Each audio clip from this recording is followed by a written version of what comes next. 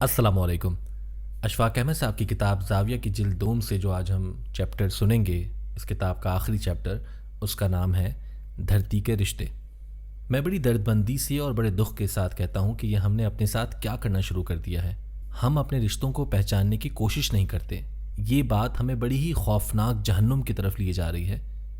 मेरे घर के बाहर लगा हुआ शहतूत का दरख्त मेरा दोस्त, मेरा अजीज़ और मेरा रिश्तेदार है, और वो फाख्ताएँ जो हमारी मुंडेर पर आती हैं, मैं उन्हें नहीं जानता हूँ। वो मुझे जानती हैं, लेकिन मैं इंसानों को नहीं पहचानता। मैं उनसे दूर हो गया हूँ। मैं उनके साथ एक अजीब तरह की नफ़रत में मुब्तला हो गया हूँ। बहार के मौसम में जब बहार अपने अख्ताम को पहुँच रही होती है और गर्मियों का मौसम शुरू होता है, उस वक्त एक सहारा साथ साथ चलता है।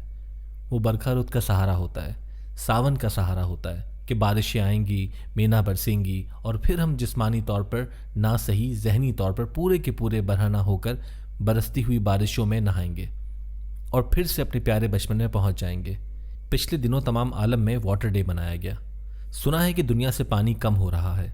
ये बड़ी खौफनाक सी बात है।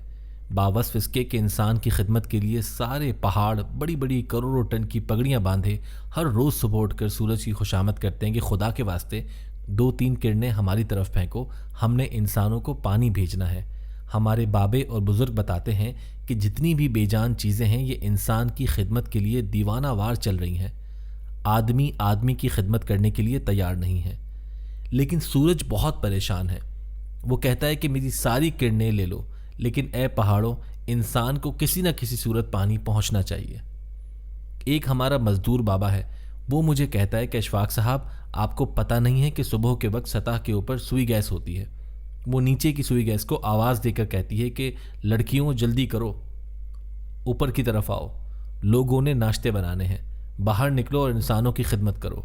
वो गैस फिर फटाफट निकलती चली आती है, लेकिन इंसान बेचारा अपने साथियों की खिदमत नहीं करता। जब हम ये प्रोग्राम कर रहे हैं और आपके प्रोग्राम देख रहे हैं, इस वक्त बहावलपुर से बकरियों का एक रेवड़ चलता हुआ मुल्तान की तरफ आ रहा है, और छोटे छोटे बकरी के कमसिन बच्चे की माएँ और भेड़ के नन्हे बच्चे की माएँ और ऊंची आवाज़ में ये कह रही हैं कि बच्चों जल्दी जल्दी कदम उठाओ, सुबह जाकर ज़िबा होना है, हमारा गोश्त लाहौर तक जाना है, पतों की, साहिवाल और कई जगहों पर जाना है, इसलिए जल्दी जल्दी मुल्तान पहुँचो। वो कहती हैं कि अम्मा, हम चल तो रहे हैं, आप हमें और तेज़ चलने पर क्यों मजबूर करती हैं? आगे से वो जवाब देती हैं कि हम इंसान की खिदमत पर मामूर हैं। इस तरह जितने भी जमादात, हैवानात और अल्लाह की जितनी भी मखलूक है, वो सारी की सारी इंसान पर कुर्बान होने के लिए तैयार है और रोज़ कुर्बान होती चली जा रही हैं। जब मैंने मुल्तान का जिक्र किया तो मुझे ख्याल आया कि पाकिस्तान के अंदर जितने भी समरे बहशत या आमों की दूसरी किस्में मौजूद हैं, आज तक किसी आम ने खुद को चूस कर नहीं देखा, कभी अपनी मिठास खुद महसूस नहीं की, अपना सारा का सारा वजूद इंसान को दे दिया है। बस ये तो हमारी बदकिस्मती है कि इंसान इंसान के साथ वाली मोहब्बत और प्यार नहीं करता, जैसी कि बेजान चीज़ें रखती हैं। जब पानी का दिन मनाया गया और इस खौफ का इजहार किया गया कि पानी आइंदा और कम हो जाएगा, तो मुझे अपने बचपन का वो सावन याद आ गया, जब हम नेकरें पहनकर बेतहाशा भागा करते थे और अपने गांव की गलियों के चक्कर लगाया करते थे और ऊपर से पानी बरसा करता था। हम खुशी से गाते, कालियां इट्टा काले रोड में ना बरसा दे जोरो जोर। हमें इन बातों का मतलब नहीं आता था, लेकिन हम बस गाया करते थे। हमारी जो छोटी बहनें थीं, वो अपनी गुड़िया जो उन्हें बहुत प्यारी होती है, उसे लेकर रोती हुई 5-6 की तादाद में आंसू बहाती हुई चलती थीं और मोती में लिपटी हुई प्यारी गुड़िया को माथे से लगाकर जला देती थी। और वो काफिला बारिश की दुआ मांगता हुआ रोता हुआ चलता था और ये गाता था, तू वस्फे बदला कालिया, असा गुड्डी बटोला साड़िया। ये एक तरह का बच्चों में शगुन था कि इस तरह गुड़िया और कपड़े से बने खिलौने जलाने से बारिश आ जाती है। वो छोटी छोटी प्यारी बच्चियां इंसानों के सुख के लिए अल्लाह मियाँ से दुआ करती थी, हालांकि उन्हें बारिश के फ़ायदे या नुकसान का इल्म नहीं था। अब पानी की कमी का दुख बहुत ज़्यादा खौफ पैदा करता है। मैं कहता हूँ कि अल्लाह, मेरे पोते और नवासे इस बरखा रुत से वाकिफ़ नहीं हैं। इन्हें पता ही नहीं है कि सावन क्या होता है। इन्हें मालूम नहीं सड़क के किनारे किस तरह मेंढक आकर बैठते थे, कैसे मेंढकों की आवाज़ें आती हैं और वो सख्त बारिश के बाद किस तरह से आवाज़ें निकालते हैं। मैं जब 5वीं छठी में होता था, मेंढक की आवाज़ को बड़ी अच्छी तरह समझता था और मुझे पता होता था कि अब मेंढकियाँ बोली हैं और अब ये मेंढक बोले हैं। अब बड़े साइज़ के मेंढक बोले हैं, अब दरमियानी साइज़ के मेंढक बोले हैं, और वो कतार दर कतार बैठे बोलना शुरू कर देते थे। जब हम स्कूल जाते थे तो मेरी फूफी कहा करती थी कि अशफाक, जाते हुए डोडुआ यानी मेंढकों नू सलाम करके जाना। हमारे डड्डू के साथ बड़ा गहरा रिश्ता था और हम स्कूल जाते हुए फुप्पी के हुक्म के मुताबिक डड्डू सलाम कहकर जाते थे और वो सड़क किनारे बैठे हुए एक आवाज़ निकालते थे। उस ज़माने में हम मेंढकों की बोली जानने की भी कोशिश किया करते थे और हमसे जो सीनियर स्टूडेंट होते थे वो हमें बताते कि जब बड़ा मेंढक बोलता है तो वो क्या कहता है। इस तरह एक पूरी बोली होती थी जो हम जानते थे और मज़ीद जानने की कोशिश करते थे। वो खूबसूरत ज़िंदगी होती है जिससे हम महरूम हो गए हैं। हमने तो अब कत्लो गारतगिरी को अपना लिया है। हम क्या चिड़ियों और मेंढकों से मिलेंगे। मेरे घर के बाहर जो शहतूत का दरख्त है वो पाकिस्तान का बाशिंदा है। वो मेरा अजीज़ तरीन है, लेकिन मेरी आंखें इतनी गैर हो गई हैं और मेरे दीदे बेनूर हो गए हैं और मैंने तो इंसानियत से मोहब्बत करना छोड़ दी है। इस प्यारे शहतूत के साथ और फाख्ताओं के साथ कैसे मोहब्बत करूँगा। हम हर रोज़ ऐसी ऐसी खबरें पढ़ते हैं जिनसे रोंगटे खड़े हो जाते हैं कि आखिर हमें हो क्या गया है। ये कौन सा ऐसा जालिम है जिसने हमारे अंदर से मोहब्बत और शीरनी की सारी खुशियाँ और अंदाज छीन लिए हैं और चाशनी चाट ली है। ख़वातीन व हज़रात, ये इलाक़े और ख़ित्ते जो होते हैं ये इंसान की पहचान बनते हैं और इंसान इन ख़ित्तों की पहचान बनते हैं। हम इलाक़े को रिसले इंसान, संजीले इंसान और गुस्सीले इंसान के तौर पर देखते हैं और जिस तरह के इंसान होते हैं उस ख़ित्ते के बारे में भी वैसा ही तासुर कायम कर लिया जाता है। नबातात, जड़ी बूटियाँ, अल्लाह की तरफ से खुद रू उगने वाले पौधे और जो हम कोशिश से उगाते हैं उनका भी हमारे साथ एक रिश्ता है। आप जानते हैं कि गुलाब जो चौसुद्दीन शाह का है उससे अच्छा गुलाब दुनिया में कहीं नहीं उगता। तुर्की वाले अपने गुलाब के बेहतरीन होने का दावा करते हैं और वहाँ का गुलाब सारी दुनिया में मशहूर है। उनकी दुनिया भर में गुलाब की बहुत बड़ी सप्लाई है। मैंने उनके गुलाबों के खेत को भी देखा है, लेकिन चौसुद्दीन शाह का गुलाब मुनफरिद है। मैं ये इसलिए नहीं कहता हूँ कि मेरा और मेरे प्यारे वतन का गुलाब है, बल्कि इसलिए कि वो बहुत ही आला दर्जे का है। आपने कसूर की मेथी सुनी होगी, वो भी अल्लाह की एक नेमत है। मैं चीख चीख कर कहता हूँ कि मेरे प्यारे सियालकोट के रहने वालों, वो गन्ना कहाँ गया जो इतना नरम और मीठा होता था कि जी चाहता कि चूसते ही रहें। इंसान का इलाके और जगह का रिश्ता इंसान के साथ साथ चलता है, उसे छोड़ा नहीं जा सकता। मैं सिर्फ अपने रिश्तेदारों से वाबस्ता हूँ।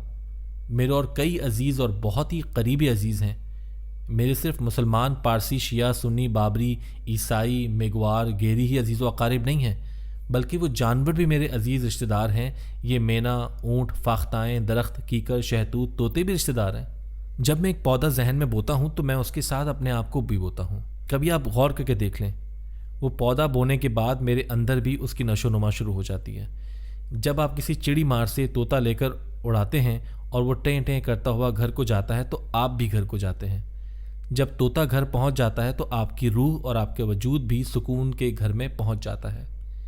लेकिन मैं एक निहायत दर्दनाक अंदाज में और आंसू पीकर ये बात करूंगा कि हम इस इलाके के लोग तो बड़ी मोहब्बत करने वाले लोग थे। सिंध और 5 दरियाओं के इलाकों के लोग तो मोहब्बतें बांटने वाले लोग हैं। हमें क्या हो गया है? आज से 20-25 बरस पहले जब हमारे लिसानी झगड़े हुए तो यहाँ के जो पुराने और अनपढ़ लोग थे वो कहते थे कि सिंध में ऐसा नहीं हो सकता, वो तो साईं लोग हैं, प्यारे लोग हैं, वो कैसे झगड़ सकते हैं। हम उन लोगों को बहुत समझाते थे, लेकिन वो कहते थे कि नहीं, लिसानी झगड़े नहीं हैं, हमसे कोई और गलती हो गई है, ये गलती किसी और बंदे की है। वहाँ तो दरगाहों पर गाने वाले लोग हैं जो सलाम करना और रुकू में जाना जानते हैं, वो कभी जुल्म नहीं कर सकते। मुझे इस बात का बहुत दुख होता है। खुदा के वास्ते इस बात को शिद्दत से महसूस करें। घरों से निकलकर हमने जिंदा रहना क्यों छोड़ दिया है? हम एक खौफजदा कौम बनकर रह गए हैं, हर वक्त डर के साथ वाबस्ता हैं और टूटते ही चले जा रहे हैं, एक दूसरे से रूठते ही चले जा रहे हैं। मेरी आपा जुबैदा जो जहलम में रहती थी वो बच्चों को तालीम देती थी, बहुत मारूफ हस्ती थी। उनके मिलने वाली एक खातून थी, ये कोई 10-12 बरस पहले की बात है। मैं वहाँ जहलम गया तो वो दोनों सहेलियाँ वहाँ घर पर थीं। वहाँ आपा जुबैदा की मुलाजिमा बीबी सुगरा थी। मैंने उनसे कहा कि आप दोनों के घर पर अल्लाह का बड़ा फजल है और ये बीबी सुगरा बावस फिसके कि कोई इल्म नहीं रखती और पढ़ी लिखी नहीं है, लेकिन इसका दर्जा बहुत बुलंद है। बड़ी आपा कहने लगी कि हाँ, अल्लाह रहीम व करीम है, वो फजल करने वाला है, अल्लाह रहमान है, वो जो चाहे कर सकता है। वो कहने लगी कि मैं अपने बारे में तो कुछ कह सकती हूँ, सुगरा के बारे में कुछ नहीं कह सकती कि ये बहशत में जाएगी या नहीं। ख़वातीन व हज़रात, ये पहला मौका था कि जब मैंने उनमें एक शगाफ और खलीज महसूस की। इंसान के अंदर इस कदर करीब रहते हुए भी इस कदर शगाफ पैदा हो सकता है। लेकिन कभी अल्लाह हमको इस्तिताअत दे और सोचने समझने की सलाहियत दे और हम अपने बहुत करीब देख सकें। आपको ये बात सुनकर बहुत अजीब लगेगी कि बहुत से नदी नाले और पुलें भी हमारे रिश्तेदार हैं। जब कभी आप ट्रेन से जाते हुए खाली पुल या नाले पर से गुजरते हैं तो उसकी जो साउंड आपको महसूस होती है वो बड़े मानी और मतालिब लेकर आती है और वो आपसे बात करती है। उसकी वो आवाज़ सिर्फ आप ही के लिए होती है। कभी आप आधी रात को ऊंची आवाज़ देकर देखें किसी सुनसान जगह पर, तो उसकी सदाए बाज़गश्त आप तक फिर लौट कर आए, तो फिर आपको पता चलता है कि अंधेरी रात की आवाज़ क्या होती है और दिन के वक्त वो आवाज़ क्या होती है। ये गाने वाले, राग को समझने वाले जानते हैं कि टकराती हुई आवाज़ और डायरेक्ट आवाज़ में कितना फ़र्क होता है। मेरे मुंह से आने वाली और लौट कर आने वाली आवाज़ भी मेरी है और हम एक रिश्ते में बंधे हुए हैं। खुदा के वास्ते समझने की कोशिश करें कि हमने अपने साथ ये क्या करना शुरू कर दिया है और क्यों करना शुरू कर दिया और इसके पीछे कौन आदमी है। आप अपने रिश्तों को पहचानने की कोशिश करें और इंसानों के साथ ये एक अजीब तरह की नफरत का रुझान है। हम इस मर्ज में मुब्तला क्यों हो गए हैं। पिछले दिनों मुल्तान के एक बैंक में एक अकाउंट में दुर्दाना अजीज अहमद के नाम का एक चेक आया। बैंक वालों ने उस चेक को पास कर दिया। फिर उसके साथ ही उस पास करने वाले ने कहा कि ये दस्तखत तो दुर्दाना अजीज के ही हैं, लेकिन इस पर जो अकाउंट नंबर दर्ज है ये वो नहीं है। पिछले चेक इन्होंने निकाल कर देखे, उनमें स्याही का रंग वही था और दस्तखत भी वही थे। अब तहकीक शुरू हो गई, ये कैसे मुमकिन है। बाद अज़ां पता ये चला कि कहीं गड़बड़ नहीं हुई, मसला सिर्फ ये है कि इस बैंक में 2 दुर्दाना अजीज़ हैं। अब जो चेक आया है उसका नहीं है जिसका ख्याल किया जा रहा था। बैंक मैनेजर ने मज़ीद तस्दीक के लिए और आइंदा की कोई गलती का एहतमाल ना रह जाने की वजह से दोनों को बैंक बुलाया। वो दोनों बैंक आई।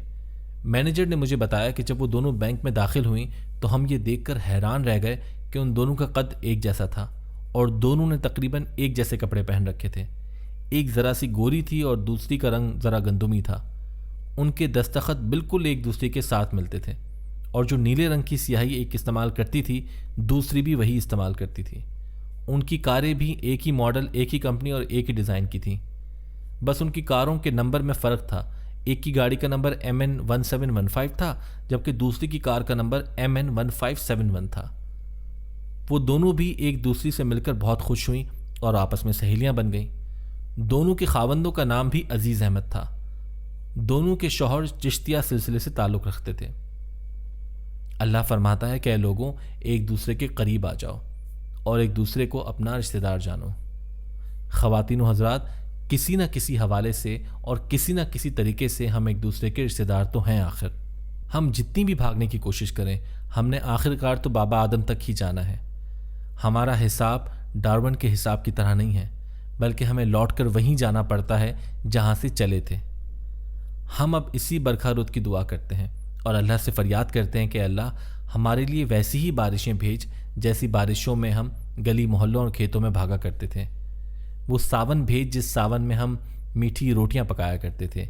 वो मौसम अता फरमा जिसकी तलाश में हम इंतज़ार की आंखें फाड़ कर बैठा करते थे। ये सारी चीज़ें हमसे नाराज़ हो गई हैं। इनको हमसे फिर मिला दे और टूटे रिश्ते बहाल कर दे। मुझे यकीन है कि अगर 10 बस्ता रुकू में जाकर ये कहा जाए कि ए परवरदिगार, तो हमारे मौसमों को फिर हमारे पास ला दे, हमें वही पानी दे दे जो हमको शीरनी और ठंडक अता करते हैं और हमारी फसलें पकाते हैं। लेकिन ये उसी वक्त मुमकिन हो सकता है जब इंसान के उतना ही करीब आ जाए जिस कदर आने की ज़रूरत है। अल्लाह आपको खुश रखे, अल्लाह आपको आसानियाँ अता फरमाए और मेरी बड़ी आरजू है कि अल्लाह इन आसानियों को तकसीम करने का भी शर्फ अता फरमाए ताकि हम लौट कर फिर उस इंसानी मुकाम पर पहुँच सके जहाँ से हमने अपना सफ़र शुरू किया था। अल्लाह हाफिज़। और इसी के साथ ज़ाविया की दूसरी जिल्द भी आज मुकम्मल हुई। मैं कोशिश करूँगा कि ज़ाविया की तीसरी जिल्द भी बहुत जल्द ही आपके सामने पेश कर सकूँ। तब तक के लिए अल्लाह ने के बान।